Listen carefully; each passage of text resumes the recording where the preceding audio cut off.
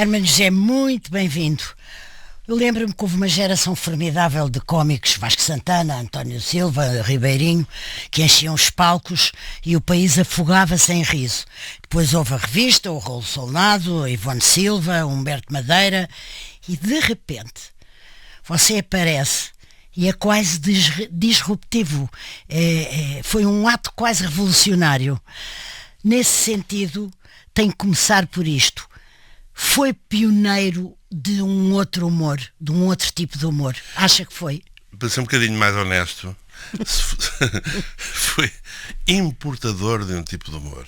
Porque a minha geração é formada no humor inglês. Começámos a ver na RTP2, algures, 3 anos antes do 25 de Abril, de uns tipos absolutamente inacreditáveis, chamados Monty Python.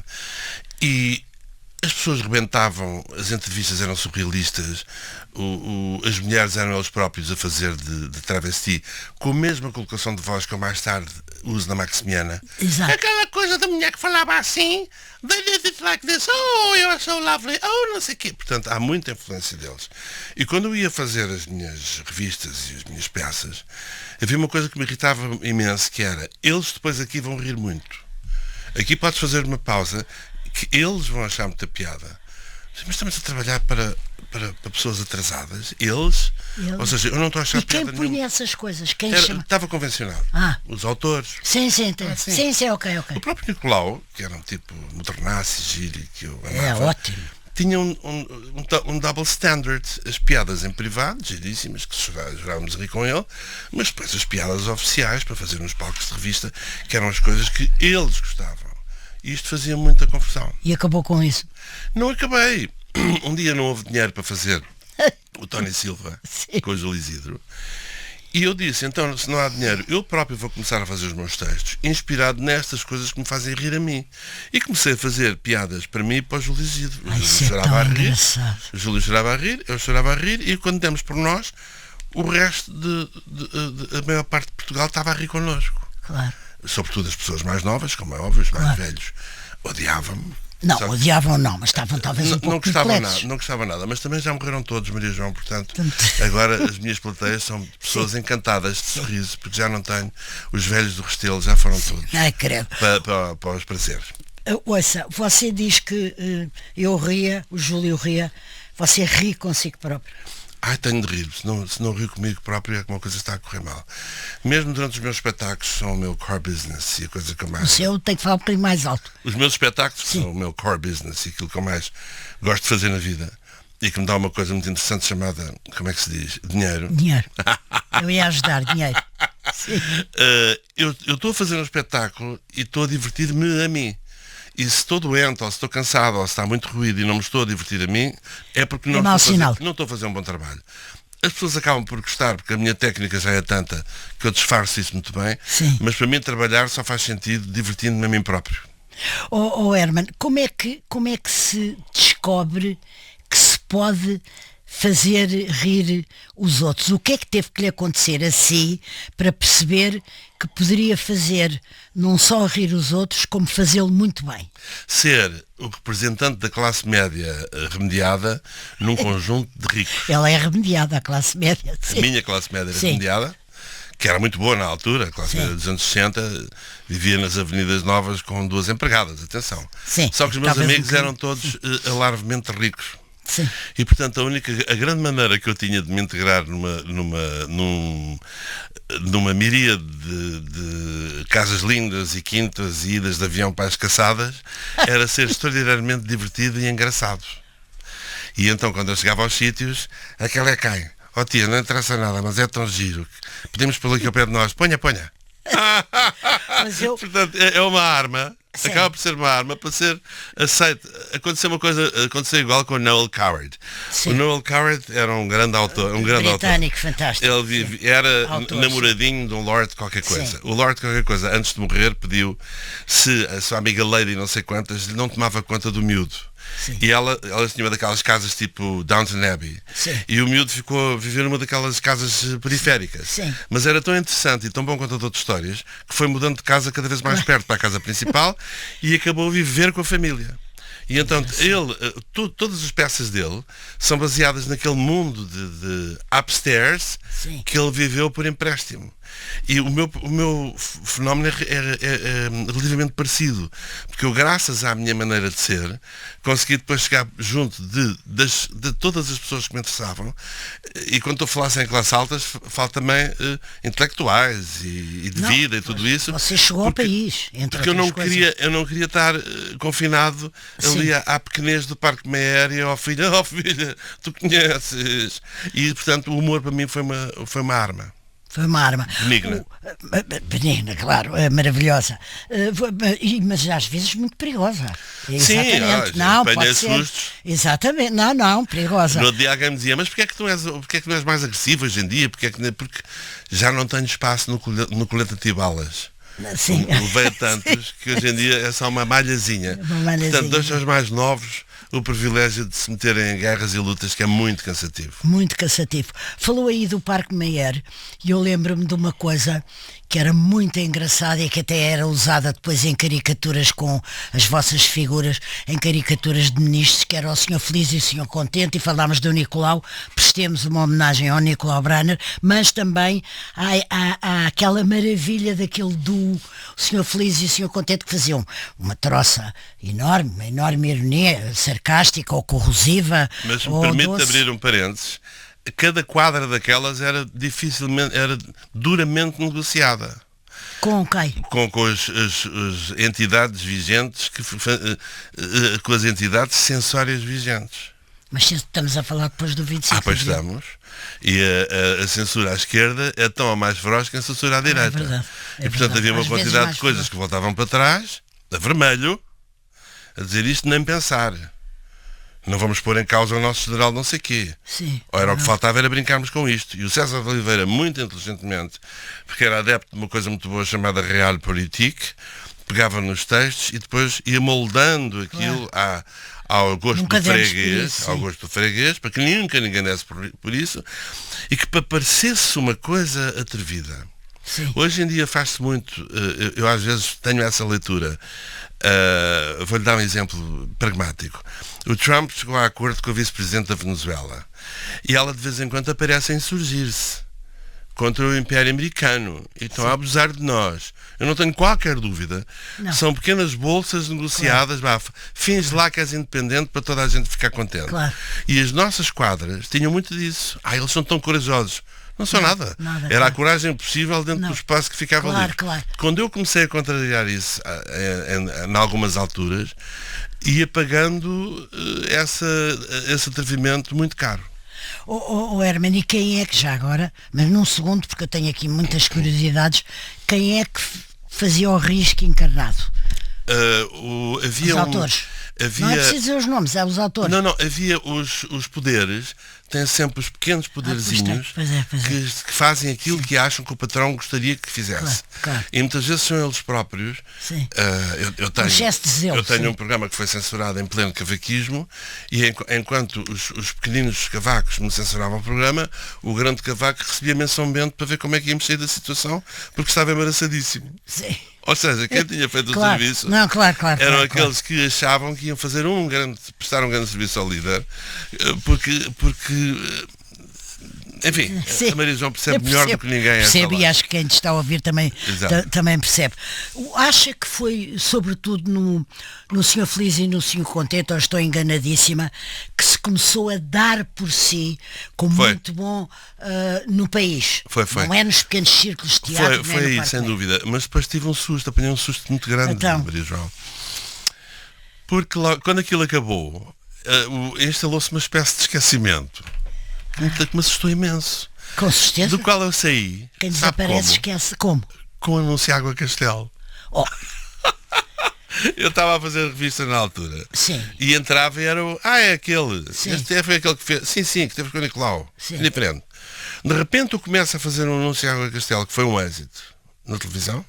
Whisky com Água Castelo. Vermute com Água Castelo. Não sei o que com Água Castelo. Tudo com Água Castelo. Água Castelo com tudo. E o anúncio serve de espoleta ao arrebentamento da minha primeira fase, trazer para a memória das pessoas, que este era aquele miúdo que... Pois, e lembro-me que nessa altura, em teatro, havia uma diferença tão grande que a Ivone Silva tinha de esperar para falar, porque quando eu entrava havia uma salva de palmas. Uma salva de palmas, claro. Às quais ela não achava a mínima piada. Sim. Mas depois há essas rivalidades e desamores. A Ivone tinha tanto talento quanto de feitio complicado. Olha, o que é capaz de ser um dom é fabricar o humor e depois praticá-lo, porque você, ao criar um personagem, já lá vamos, está a fabricá-lo, a criá-lo, mas depois pratica-o em cena. Essas regras são muito curiosas, porque eu achei também... Essas regras são muito curiosas e muito variadas. Eu sempre achei que um grande autor não tivesse depois talento suficiente, ou não tendo talento suficiente, não se pudesse tornar no grande intérprete das suas coisas. Só que com o tempo nós vamos percebendo que não. O primeiro caso que eu senti foi o Carlos Paião.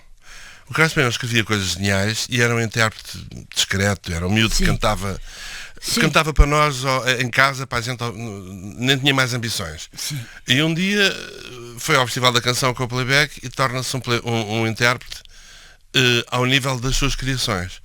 A Joana Marques igual. Quando eu conhecia a Joana Marques, jamais sonharia sequer que aquela jovem e eterna figura pudesse um dia aos microfones vender tão bem o seu papel. Com o Ricardo foi diferente. O Ricardo Luz Pereira trazia-me os textos à Antena 1 e líamos, porque eu nem sempre tinha tempo, andava tão ocupado que nem tinha tempo para ler nada. E eu divertia-me imenso com ele. Dava-me vontade de rir tão grande, tão grande. E portanto, quando ele começou a aparecer, eu pensei, está certo, é isto, porque estava lá dentro o seu. Mas ao mesmo tempo posso-lhe dar outros exemplos de intérpretes que muito apagados e aparentemente sem chispa, que depois pegando nos seus magníficos textos arranjam uma maneira de fazer uma deliverance. O exemplo mais extraordinário é o Woody Allen. O Woody Allen é feio, é pequenino, não tem qualquer jeito, era um grande autor. Exatamente. E um dia começa a ir para os programas de televisão com aquele arzinho dele. E era um ator irresistível. E de repente toda a gente começou a adorá-lo. Portanto, as regras aí são curiosamente muito variadas. O Herman falou do Ricardo e do Carlos Paião, enfim, tem nomeado pessoas, mas a partir de uma certa altura você tinha um grupo de pessoas as produções fictícias que lhe escreviam. As produções fictícias nascem porque eu queimei. É isso que eu quero saber. Eu queimei por causa da rádio. O Rangel amava-me. E enquanto a TSF... Você amava. Claro, era uma boa... Enquanto a TSF não era legalizada, foi-me buscar... Eu estava a fazer programas na Antena 1, muitos dias, ao fim de semana, a convite do meu querido João David Nunes e do saudoso Jaime Fernandes. Entretanto, deu-se aquela confusão do humor de perdição, portanto, aquela coisa desagradável. O Rangel puxa-me para a rádio e eu começo a fazer na Rádio Diário crónicas que paravam o país. Só que tive 3 anos a fazer e quando cheguei ao fim estava queimado. Não era capaz de escrever uma única linha. Quando comecei a fazer o Parabéns na RTP, convidei um jovem professor de português chamado Nuno Artur Silva, escrevia uns textinhos muito engraçados juntamente com outro jovem e comecei a ter tanto trabalho que eles queriam as produções fictícias. Portanto, as produções fictícias nascem pela minha incapacidade de continuar a escrever.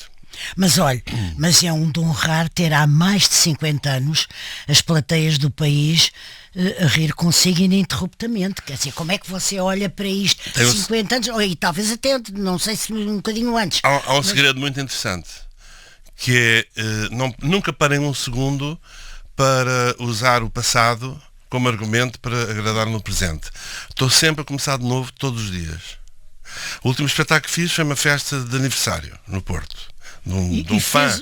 Um fã que fazia 50 anos. A minha primeira preocupação, estava rodeado de 200 pessoas da geração dele que me adoravam. Incondicionalmente. Ou seja, era um ambiente que eu não precisava fazer nada. Era chegar e dizer, olá, está tudo bem. Já tinha ganho antes de nem chegar. Pensar. Já tinha ganho antes de chegar. A minha obsessão é, vou começar do zero e daqui a 1 hora eles vão ter a percepção se viram um grande espetáculo ou não viram. E eu sempre vivi assim. Portanto, a minha preocupação é sempre no presente. Portanto, nunca descansei. E depois, como felizmente nunca enriqueci, tive sempre uma capacidade. Mas dizia-se que você tinha dinheiro, tinha aquilo que os portugueses consideram-se sinais exteriores de riqueza, barcos e mais do que uma casa. E tenho uma vida extraordinária, só que é toda é um iceberg só com a ponta. A diferença entre nós, pessoas como eu e os ricos, é que nós aparentemente temos os mesmos carros, as mesmas casas, o mesmo nível de vida. Só que no nosso caso vê-se a ponta do iceberg e por debaixo não há nada. Se não continuarmos a trabalhar, o iceberg desaparece. Os ricos não. Sim. Têm a sua estrutura e depois aparece a pontinha do iceberg, não é? E portanto, essa inquietação foi sempre muito criadora, porque eu não posso deixar de trabalhar para continuar a ter as alegrias que quero ter. De ter ido agora passar férias ao Dubai, onde gosta tanto de ir, e ter voltado 2 ou 3 dias antes. Sem dúvida, isso foi uma sorte.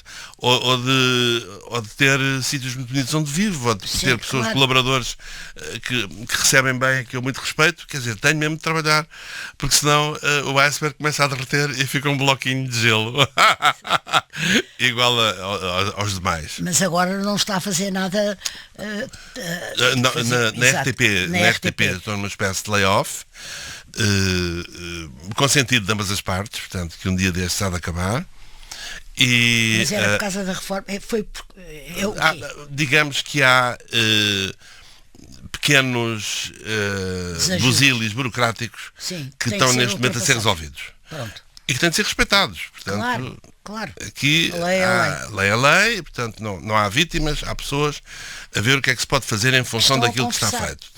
Entramos em conversação sem qualquer pressão. E tenho uma dívida de gratidão nestes últimos anos gigantesca com a RTP. Gigantesca. E em fases complicadíssimas. Fase da Covid, nós nunca deixámos de trabalhar. Nem nunca deixámos de receber. Chegámos a fazer os programas em casa com telemóvel. Uma coisa notável. São coisas que não se esquecem. Portanto, eu não, de maneira nenhuma. A balança a favor da RTP é uma coisa gigantesca. O que eu tenho realmente, que adoro e faço, são os meus espetáculos que continuam a ser a minha grande fonte de Tem um agente rendimento. a quem se telefona, fala-se para si. Sim. E trabalho muito. Eu não trabalho mais porque não quero. Porque não quero, nem me apetece, não. Eu preciso ter tempo também para mim.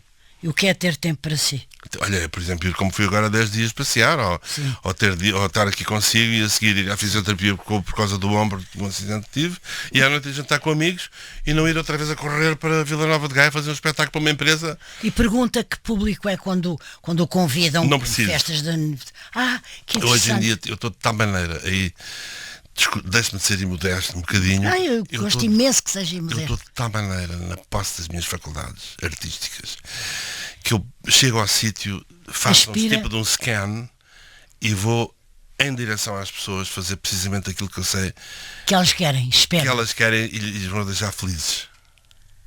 E isso é fantástico. Seja uma festa de uma empresa de advogados, seja um dia a seguir uma festa de uma aldeia nos arredores de Coimbra. Sim. Ou de Trás-os-Montes. E tenho Gosta munições. de ser transversal, orgulha-se de ser transversal. E tenho repertório para tudo. Tenho músicas populares, tenho histórias de vida, tenho histórias picantes, ou seja, sou um multiusos maravilhoso. Sou o artista que eu gostaria de ter numa festa minha. Boa! Isso é que é uma bela frase. Chama-se o sentido da frase, le sens de la formule. Eu lembro-me de ter visto ao vivo e em direto, ao longo de muitos anos, o seu gênio, se quiser a sua excelência, pelo lado da alucinante diversidade na criação dos seus personagens. É algo que para mim o distingue absolutamente no panorama do humor português, desde há muito tempo esta parte, antes do 25 de Abril inclusivamente, que é a capacidade de criar personagens tão diversos quanto o Esteves e a Maximina e o Eu Sou Mais Bolos e o Esteves, etc. O Nelito. Pode ser um processo rápido chegar-se como é que é de explicar, à perfeição com que se criam estes personagens, ou é uma coisa que se vai aos solavancos até descobrir é isto mesmo? É uma característica genética que vem connosco da infância. Quando de repente o filmava, era um Vou dar um cineasta exemplo. amador. Quando a jovem Maria João Pires, aos 4 anos, se sentava ao piano e com umas mãozinhas pequeninas, que nem eram de pianista, desatava a fazer coisas, Ia tocar Mozart. ficava tudo bom. Isto há aqui qualquer coisa que não é normal. Teve depois a felicidade de alguém que pegasse nela e a pusesse a aprender música. Quando o jovem Cristiano Ronaldo, no meio de uma infinita pobreza e tristeza e quase fome, fazia coisas inenarráveis com a bola no meio de um grupo de miúdos maiores, mais seguros, mais alimentados, alguma coisa estava a acontecer. E quando eu, aos 4, 5 anos, tinha a capacidade, nas festas de Natal da escola alemã, ter plateias de 300 e 400 pessoas paradas em silêncio a ouvir os meus disparates e a rir desalmadamente, temos aqui uma configuração genética que te vai definir o resto da vida. Uma semente, sim. Porque eu fazia com os professores aquilo que faço com essas figuras todas que Mas, disse. por exemplo, com Professor de 4 inglês, anos, o que é que você podia fazer num palco que despertasse a esse Imitava ponto? os professores. Imitava os professores, era genial. Inventava coisas, 4, 5, 6, pronto, 4 estava inventando. Sim. E era o protagonista das peças e, portanto, era verdadeiramente genial. E cantava genialmente, porque antes de mudar de voz tinha uma voz de soprano, tipo pequeno cantor de Viena. Canta muito, muito bem. Sim, mas medíocre em relação àquilo que eu era antes de mudar de voz. Sim. Tinha uma voz preciosa de soprano, de tipo pequeno cantor de Viena, de ouvido absoluto, com uma afinação incrível. Depois, a mãe natureza, tramada, disse: agora vou-te dar isto tudo e agora vou-te retirar toda e qualquer capacidade de fazer seja o que for com uma bola. Eu sou o maior, 0 à esquerda, dá-me uma bola e eu aponto para si e vai parar aquela porta. E não consigo... Eu não consigo dominar. Sim. O que na escola era terrível, porque era sempre... Eles adoravam-me, os meus colegas adoravam-me, mas quando era para jogar a bola, rezavam porque eu tropeçasse ou me constipasse ou desaparecesse, por simplesmente. Porque não tinha qualquer talento. É engraçado isto, não é? E portanto, e depois o que é que foi fazendo disso aos 9, 10, 13, 14, 15 anos? Continuei sempre, e quando finalmente achei que ia ser músico, o Pedro Osório adorava-me e foi o primeiro a dar-me a mão para eu... Aí com que idade? 17, 18, 19, para eu, enfim, me tornar músico de estúdio. Comecei a ser caríssimo aos estúdios, porque eu só fazia disparates, as pessoas riam e não se gravava. Porque o meu instinto era fazer disparates, imitar. Vou-lhe dar um exemplo. Fazer humor. De tudo me prestava para fazer humor. Vou-lhe dar um exemplo. Quando se põe antigamente gravava-se analogicamente, não é? Agora que é tudo digital. Quando a pessoa se enganava e punha a fita ao contrário, aquilo fazia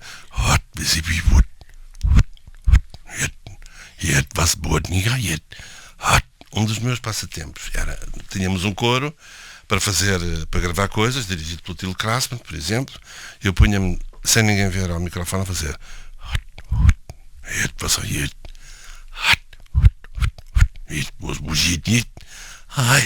e quando olhava para a janela, estavam os técnicos todos de rapar à procura qual era a via a variável. Pensando que era verdade. Portanto, quem diz isso diz milhares de outras coisas. Imitar os cantores com quem gravava, imitar os fadistas, imitar a Amália, etc. A Amália rebolava no chão com as imitações que eu fazia do Vasco Rafael. É verdade, eu lembro-me disso. Eu lembro-me de você me contar. Passa lá só mais um bocadinho. Eu, não há pergões em Lisboa! E ela acabava no chão, literalmente a rir. Há uma marca, Herman, em relevo na história do humor português. Uma marca. O Cristiano Ronaldo é uma marca, evidentemente. Talvez sim. Talvez haja. Eu não. Da criatividade, da diversidade. Eu acho que sim. Agora é a Maria João que me está a obrigar a ser modesto com a sua pergunta. Acho que sim, acho que há. E sinto isso. Mas eu acho que as pessoas de vez em quando têm que ser imodestas. É verdade. Estamos a falar de excelência. Os jovens humoristas vêm ter comigo e todos eles me têm como referência. Mesmo aqueles que têm como carreira 10% da minha vida. E mesmo assim eles têm-me como referência. Também é muito mercê do momento maravilhoso que vemos agora graças a isto. Sim. O telemóvel e às redes, onde se vai buscar tudo, todas as épocas. Eu às vezes ainda hoje recebi uma coisa minha giríssima, mandada por um jovem fã, Sim. O sketch tem 30 anos. Sim. Daquelas brincadeiras que eu Sim, fiz alguns. Sim. Tem 30 anos. Era o Felisberto Wawanda que não diz os Zéuis, que é de um programa de 91. Sim, extraordinário. O miúdo nasceu em 2000, este miúdo nasceu em 2006. Sim. Claro. Portanto, os pais tinham a idade dele quando eu fiz aquilo. E esta maravilhosa. Agora diga-me lá uma coisa, é capaz de definir essa marca sua, se eu disser criatividade, imaginação, inspiração, liberdade, ou as coisas são o que são e você é criativo e ponto? Não, acabou de dar a receita com a sua pergunta, está lá a receita toda, porque está tudo ligado. Porque depois, se houver muita preguiça, também não se faz nada com o talento. Nada valeria a Maria João, volto a ela, porque gosto muito dela, o seu talento se ela não trabalhasse horas e horas. E eu cheguei, nós tivemos uma fase muito íntima nos anos 80 e eu bem vi o que ela trabalhava. E o que sofria, e portanto não é fácil ser genial. Eu também trabalho muito, e escrevi muito, e queimei muitas pestanas para fazer muitas coisas. Mas depois lá está, se não houver o talento, e também se não houver essa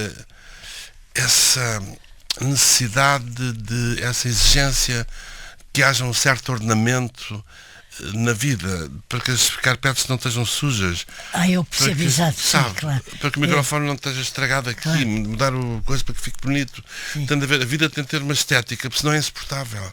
Eu, nesse tem aspecto, esse sentido e essa exigência. Estou a ficar pior. Ficar pior, eu não aguento. Por isso é que eu gosto tanto do Dubai sendo uma mentira. No Dubai não há grafites, não há xeramijos debaixo dos viadutos. Há flores. Claro. Mas isso é tudo mentira, não me interessa. Pois não. Vendam-me esta mentira maravilhosa em que o pão seja fresco e a manteiga não seja rançosa. A última vez que estive na Seychelles, num sítio caríssimo, a manteiga estava toda rançosa. Eles são preguiçosos. E não frigorificaram aquilo bem. Exatamente. Estou-me a lembrar de sítios com flor, a Provence, com aquele cheiro maravilhoso, as jasmins e a... Mas são micro-sítios. Eu também adoro Monte Carlo e adoro aquela praçazinha em frente ao Hotel de Paris, também muito arrumada, muito bonita e tal. Exatamente. A gente vai para os arredores e é assaltada a caminho de Nice. Por um gangue armado. Eu fui assaltada no sul de França. E uns amigos meus também. Exatamente. Acharam que iam fazer a viagem de Rolls depois... do Eden Rock de Cap d'Antibes até Monte Carlo, e então houve um gangue que os travou em frente atrás e roubou-lhes tudo o que eles tinham. Tem os mesmos amigos de sempre? São os mesmos? Olha, há uns que eu não tenho. Alguns mesmos? Há uns que eu não tenho, porque a vida uns desapareceram, não é? Sim. E os que deixei de ter é porque a vida os mudou. Eu não mudei. Eu sou rigorosamente o mesmo. Eu sempre fui interclassista, bem disposto, sempre gostei de toda a gente. Temos isso em comum, Maria João, devo dizer. Se me é permitido fazer-lhe um elogio. Não é um elogio. A Maria João vindo de uma classe privilegiada, aliás, como as suas manas, que eu conheci muito bem, e o resto da família, há uma necessidade gigantesca de tratar toda a gente bem, de misturar toda a gente, de ter uma percepção, e perceber porque é que se é de esquerda, porque é que se é de direita, porque é que se luta por uma coisa, porque é que se luta por outra. Isso eu não perdi. Agora, há muitos interlocutores meus que perderam. Uns radicalizaram-se, outros envelheceram. O envelhecimento é, porventura, a maior desgraça da nossa geração. Mas há uma defesa, que é a gente pôr-se em serviço para não nos deixarmos envelhecer mal. Mas somos mal. muito poucos. Talvez, isso tem razão. Eu não sei se hoje estou aqui por respeito a si, mas também por respeito ao que a Maria João representa nesse sentido. Pois. Que é, não há idades. A idade, há um grande ator que é o Dick Van Dyke, que fez agora 99 anos, ou fez 100 anos, e que mesmo assim diz numa entrevista que nós temos a idade da nossa saúde. Exatamente. Como eu ando, como penso, como mexo e como rio, tenho uma idade ótima. Não é que está no papel, da mesma maneira que há miúdos de 30 que já são muito velhos, ou porque tiveram azar com a saúde, coitados, ou porque a cabeça envelheceu.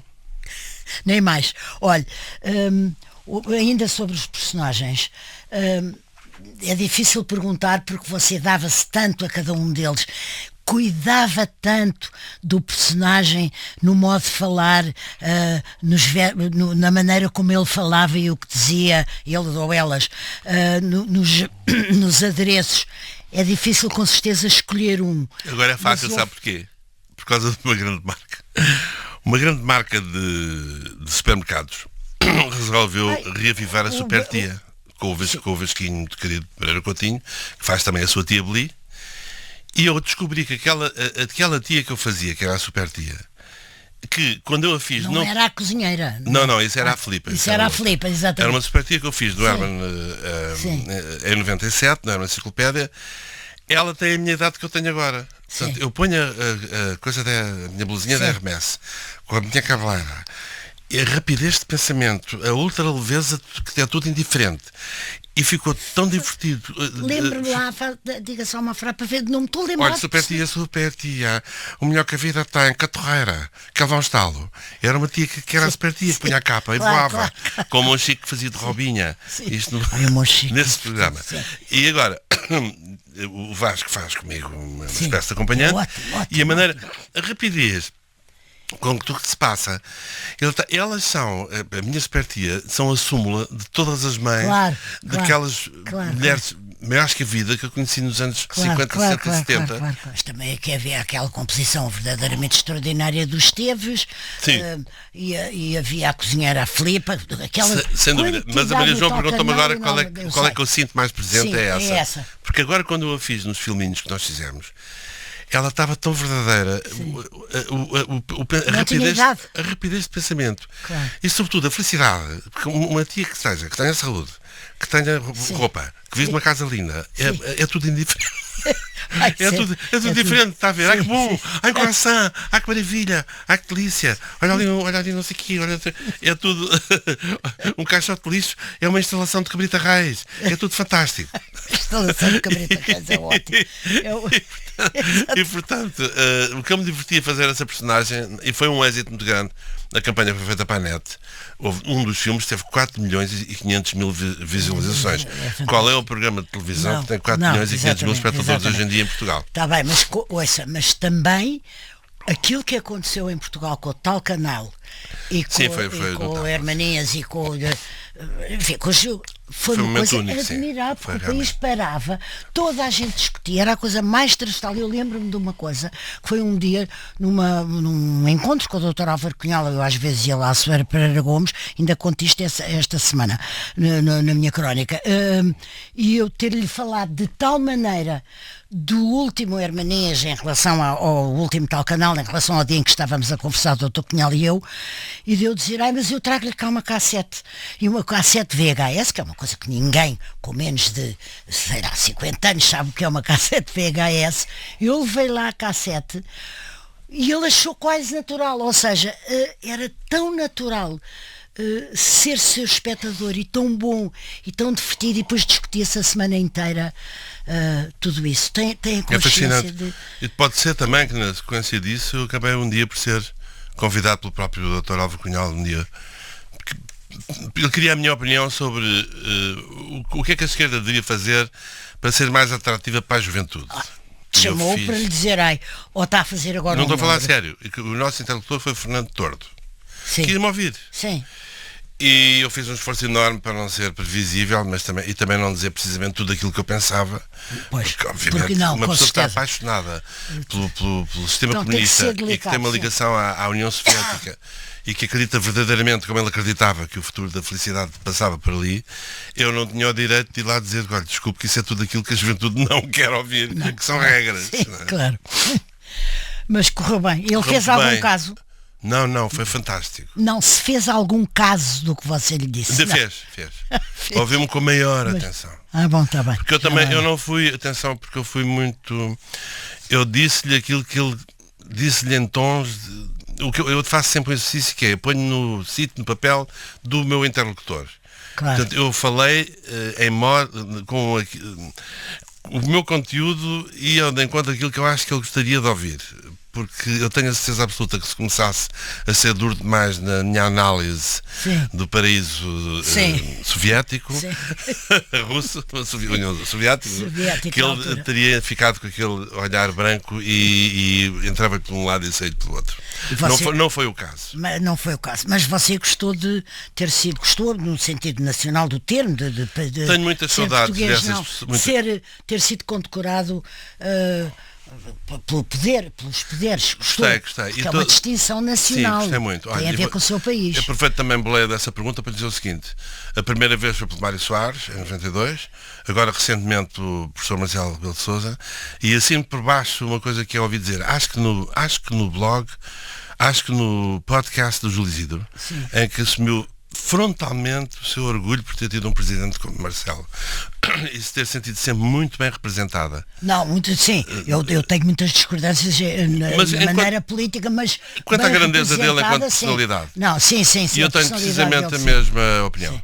Eu acho que dificilmente voltaremos a ter uma figura tão completa, tão culta e tão especial. Sim, mas tenho que assumir aqui que de vez em quando escrevi críticas duras, que é para não pensar que agora é exato. Agora tenho duas caras e como ele se vai embora, então estou a aligerar as coisas. As críticas que faz é de certas fórmulas que achava que não deviam ter sido, mas que não põe em causa não põe em causa o brilhantismo intelectual e a maneira como nos representou. Não, de maneira como Mário Soares, eu sou um fã suarista louco e, no entanto, tive imensos momentos. E agora tenho 2 minutos e meio e eu também somos Ficámos aqui um dia inteiro, nós. Ficávamos, mas ouça, há outra diversidade em si, que é a sua capacidade, e que é também de excelência, que é a sua capacidade de ser autor, ator, músico, apresentador, realizador ou produtor, seja no teatro, na televisão, na rádio, está sempre como um peixe na água, no humor, seja com que instrumento for.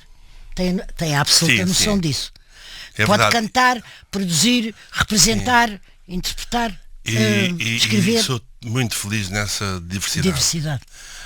Aliás, a diversidade faz-me feliz em muitas coisas. Também, por exemplo, na alta cozinha, ou na cozinha geral, que é uma coisa que eu adoro. Você é cozinheiro. Sou cozinheiro e tenho o maior respeito por um vol au vent de Lavagante dos Não Sei Qual Club, como tanto pelas pataniscas. Sim.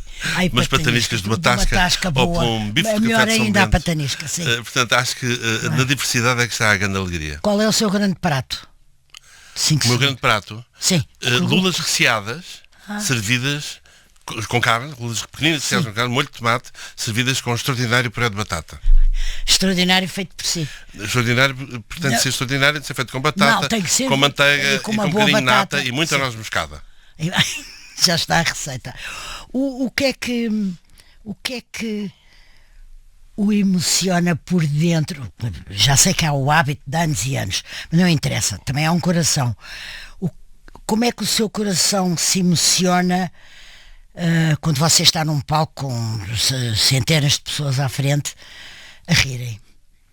Como é que se emociona-se? Não, emoção ainda não. É uma coisa, também é uma coisa quase gastronómica também. É como a primeira dentada numa grande sandes de pão, naquelas baguetes francesas, sabe? Quando nós estamos com fome, ou um grande golo de sumo de laranja quando estamos com sede ao pé da praia. É uma golfada de prazer. Ai, que bom. Uma golfada de prazer. Olha, Herman, agradeço porque acho excelente mesmo. Gostei imenso de falar aqui este bocadinho consigo. Pareceu tão pequenino. Ficávamos aqui até às 8 da noite. Depois ficávamos, eu sei. Mas há de haver outras ocasiões. Parabéns, fez-me rir a mim, aos meus filhos e aos meus netos, a quem mostro as suas coisas há anos e anos e anos. Um beijinho. Um beijinho grande também.